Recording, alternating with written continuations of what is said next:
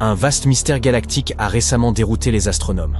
Ils ont remarqué que sur les 37 galaxies satellites d'Andromède, toutes, sauf une, étaient orientées vers la Voie lactée. Cela remet en question notre compréhension de l'univers et pourrait nous fournir des réponses aux questions que nous nous posons au sujet de la matière noire. Voilà comment ça s'est passé. Un jour, des scientifiques qui observaient ces galaxies satellites qui gravitent autour d'Andromède ont remarqué un alignement très étrange. Il est important de garder à l'esprit qu'Andromède est en quelque sorte la voisine de notre Voie lactée. C'est une galaxie immense, environ 2 fois plus large que la nôtre. Elle s'étend sur 200 000 années-lumière. Elle contient également beaucoup plus d'étoiles, environ 1 trillion, comparé aux 250 à 400 milliards de notre galaxie. Tout un tas de petites galaxies, qu'on appelle des galaxies naines, tournent autour d'Andromède. Elles sont au nombre de 37. Et ce qui est étrange, c'est que presque toutes ces petites galaxies se trouvent du même côté de sa grande spirale. Plus étrange encore, il s'agit du côté qui fait face à notre galaxie à nous. Il n'y a qu'une seule galaxie de l'autre côté. Imaginez que vous lanciez une poignée de billes autour d'un arbre, et que presque toutes atterrissent sur un seul côté. Ce serait bizarre, n'est-ce pas? Les scientifiques disent que cette découverte ne correspond pas du tout à ce qu'ils s'attendaient à voir. Selon leur modèle, ce type de matière devrait être réparti de manière uniforme. Et on est là très loin de l'uniformité. La symétrie est telle qu'il ne nous est pas possible de l'expliquer avec les connaissances dont nous disposons. Dans leurs études, les scientifiques suivent tous le modèle dit de concordance, également connu sous le nom de lambda CMD. Selon cette théorie, les petites galaxies devraient être réparties autour d'Andromède de manière assez uniforme, peut-être avec un tout petit degré d'asymétrie. Mais dans la réalité, leur distribution est bien plus inégale. Les scientifiques ont effectué de nombreuses simulations, et seulement 0,3% d'entre elles se rapprochent de ce que nous observons réellement. Et aucune ne correspond exactement à la réalité. Cela signe-t-il la fin du modèle lambda CDM? Ce serait une affaire importante, car nous l'utilisons de manière très générale pour expliquer le fonctionnement de l'univers. Si le ciel réel ne correspond pas à ce que nous dit notre modèle, notamment dans un endroit aussi proche et aussi bien connu qu'Andromède, cela pourrait signifier qu'il nous manque une information importante. Autre chose étrange, nombre de ces satellites se présentent sur un plan plat au lieu d'être distribués de manière aléatoire dans toutes les directions. Ce type de structure a également été observé près d'autres grandes galaxies, y compris la nôtre, mais nous ne le comprenons pas encore très bien. Peut-être ce disque satellitaire est-il lié à l'étrange asymétrie cosmique? Personne ne sait l'expliquer. Quoi qu'il en soit, le fait que toutes ces petites galaxies s'alignent presque parfaitement à côté d'Andromède et pointent vers la Voie lactée est super étrange. Cela nous fait nous demander, notre galaxie exercerait-elle une attraction ou une influence sur elle? Le problème, c'est que rien de tel ne se produit avec les satellites de la Voie lactée. En outre, la gravité présente entre nos deux galaxies ne semble pas assez forte pour produire ce genre d'attraction. La réponse pourrait se trouver dans l'un des plus grands mystères de l'univers, la matière noire. Commençons depuis le tout début. Nous remontons jusqu'à l'univers primitif, juste après le Big Bang. À cette époque, je n'étais pas là, mais je vais quand même vous raconter tout ça. La matière dans l'univers était répartie de manière assez uniforme, mais pas parfaitement uniforme. À certains endroits, il y avait légèrement plus de matière qu'à d'autres, de minuscules amas. Ces petites différences étaient importantes car alors, la gravité entrait en jeu. Au fil du temps, ces régions plus denses ont commencé à attirer plus de matière et à croître lentement pour former les premières structures de l'univers. Les astronomes pensent que les galaxies naines furent les premiers éléments constitutifs de la formation galactique. Elles étaient comme des petites briques de Lego, de petites pièces qui furent ensuite assemblées par la gravité pour donner naissance à des galaxies plus grandes. Tout cela sur des milliards d'années. Lorsque nous parlons de matière, nous faisons référence à deux choses différentes. La matière normale, celle que nous pouvons voir et toucher, y compris les atomes, le gaz, les étoiles, les planètes, et tout ce qui nous entoure. Et la matière noire, celle qui est invisible. Elle n'émet pas de lumière, n'en absorbe pas, et n'interagit pas avec la matière normale de manière habituelle. La seule raison pour laquelle nous savons qu'elle existe, c'est qu'elle exerce une attraction gravitationnelle. Et il y a beaucoup plus de matière noire que de matière normale.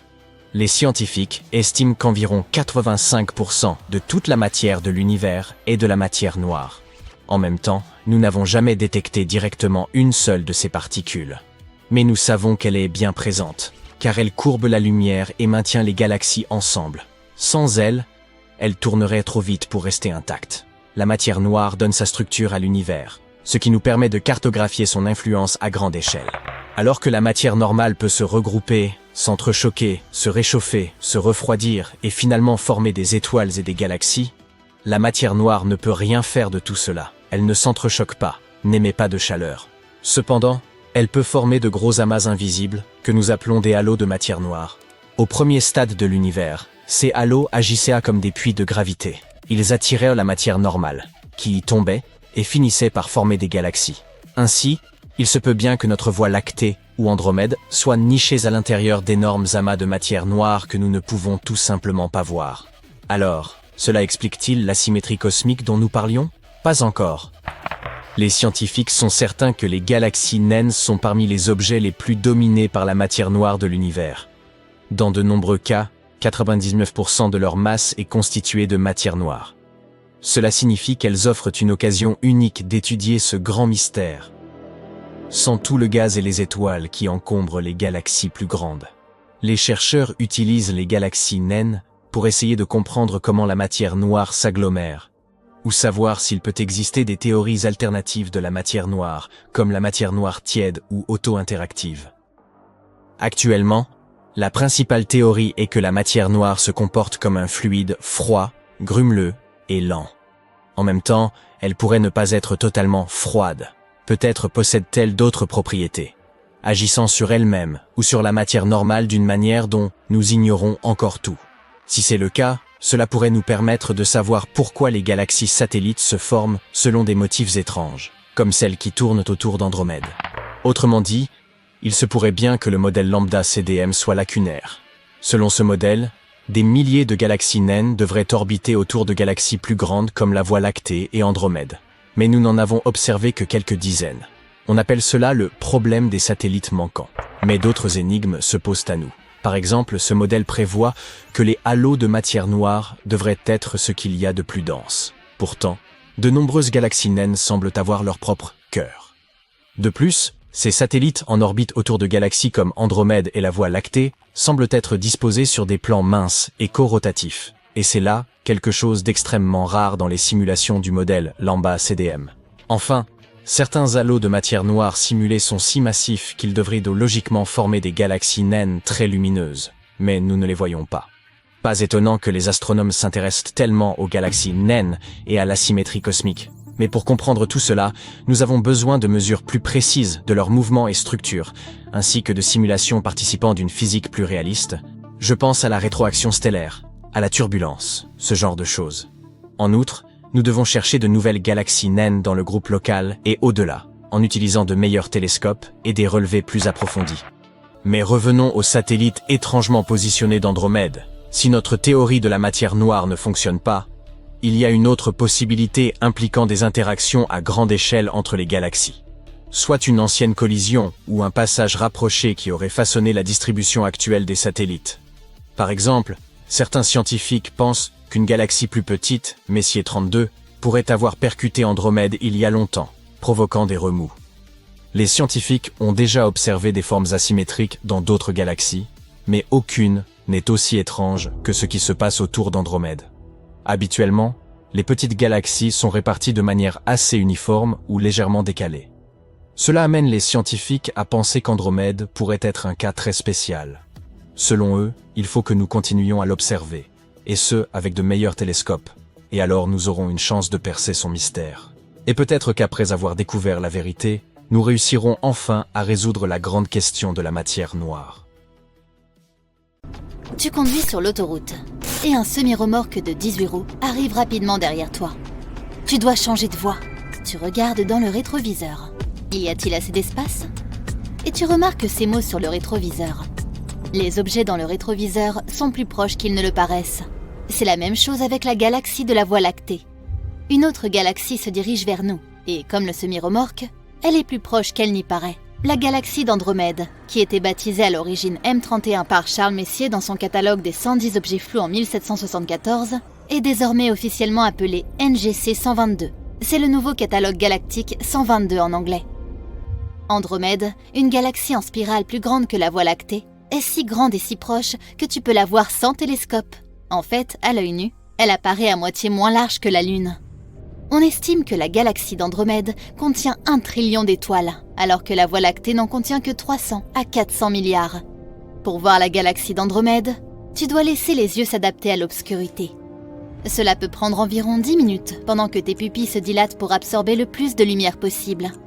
M31 est mieux vu de la fin de l'été à l'hiver, lorsque le grand carré de Pégase, le cheval ailé, est au-dessus de nos têtes. Trace une ligne à travers le grand carré en diagonale vers le haut à partir de l'étoile du coin inférieur. Puis, va un peu plus loin que le carré. La voilà! Mais tu ne pourras toujours pas voir sa taille réelle, à moins que tu ne la regardes du coin de l'œil. Si tu la fixes droit dans les yeux, la galaxie aura tendance à s'effacer. Tu dois utiliser ta vision périphérique pour apprécier la taille de la galaxie d'Andromède. La vision périphérique, ou vision détournée, te permet de voir la lumière de façon plus sensible la nuit, mais sans couleur. Les marins utilisent la vision détournée depuis des siècles pour voir les lumières faibles sur l'océan ou sur la Terre. Aristote a utilisé la vision détournée pour observer l'amas d'étoiles M41 dans Canis Major, comme il l'a décrit dans son livre Meteorologica. Sur une photo prise au télescope, la galaxie d'Andromède semble 6 fois plus large que la Lune, car à l'œil nu, nous ne voyons que le centre lumineux de la galaxie. Une photographie télescopique montre à quel point les bras spiraux de M31 sont vraiment massifs. Et cette galaxie massive se dirige vers nous. Nous sommes face à une future collision massive de galaxies aux proportions vraiment galactiques. Quand cela arrivera, l'humanité devra peut-être aller habiter dans une autre galaxie.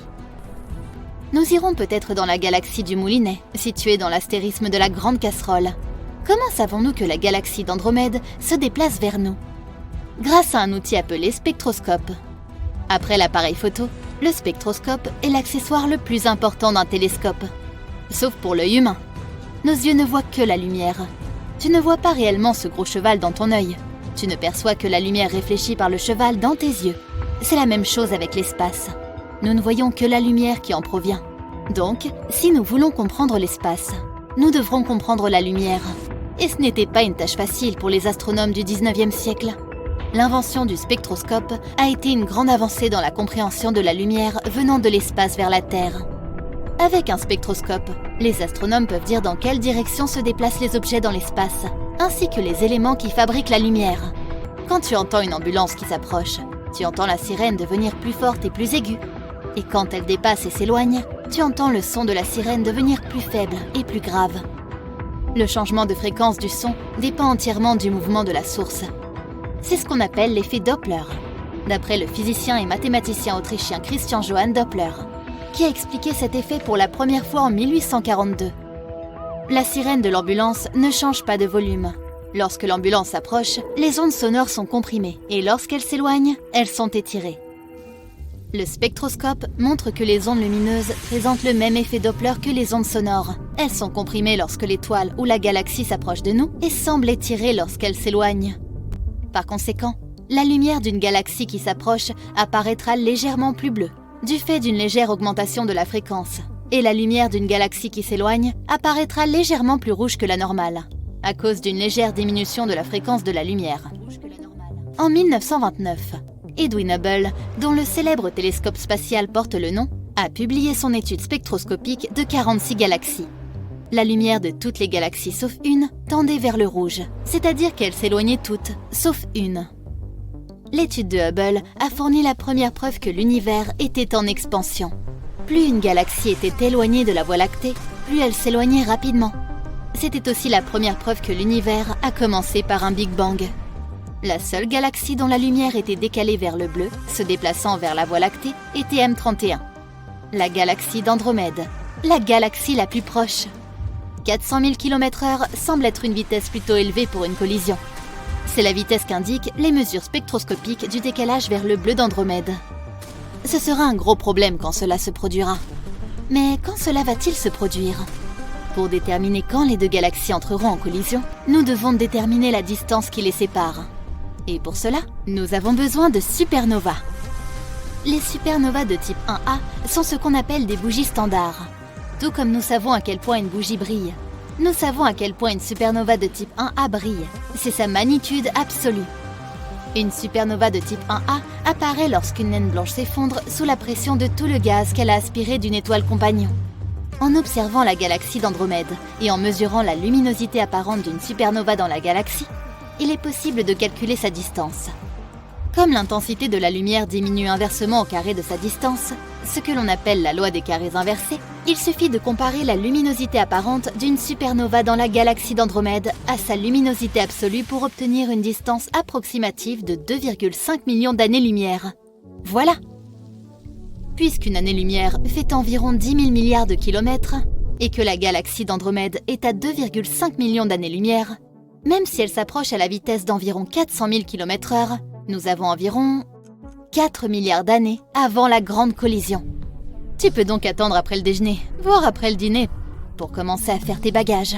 Pour l'anecdote, si nous voyons la galaxie d'Andromède telle qu'elle était il y a 2,5 millions d'années, et qu'elle s'est déplacée vers la Voie lactée pendant tout ce temps, quelle taille aurait-elle maintenant dans le ciel? Aussi grande que le semi-remorque dans ton rétroviseur. Mais avons-nous vraiment 4 milliards d'années avant que les galaxies ne se percutent? Il y a plusieurs autres facteurs à prendre en compte. Les galaxies mineures qui sont gravitationnellement liées à la fois à la Voie lactée et à la galaxie d'Andromède seront avalées par leur galaxie hôte. Compte tenu de la répartition asymétrique de la masse qui en résultera, la collision galactique de la Voie lactée et d'Andromède sera affectée. Certains scientifiques disent que ce ne sera pas un choc frontal, mais plutôt tangentiel. Et puis il y a les halos galactiques de chaque galaxie. Voici ce que le projet Amiga a découvert sur le halo d'étoiles et de gaz qui entoure la galaxie d'Andromède. À l'aide du télescope spatial Hubble, les chercheurs ont pu observer comment la lumière de quasars lointains et brillants était absorbée par le gaz, principalement invisible autour de la galaxie d'Andromède. Regarde les résultats. Tu remarques M31 au centre? Si c'est la même chose pour la Voie lactée, et il n'y a aucune raison de penser que ce serait différent, alors les halos des deux galaxies se touchent en ce moment même. La collision a déjà commencé. On peut aussi se demander quel effet les nuages de matière noire autour de chaque galaxie peuvent avoir sur une collision imminente, ou ont maintenant. Mais assez de spéculation. Dans 4 milliards d'années, le Soleil aura déjà gagné en luminosité pour devenir une géante rouge. Et les humains auront déjà trouvé une autre galaxie à coloniser.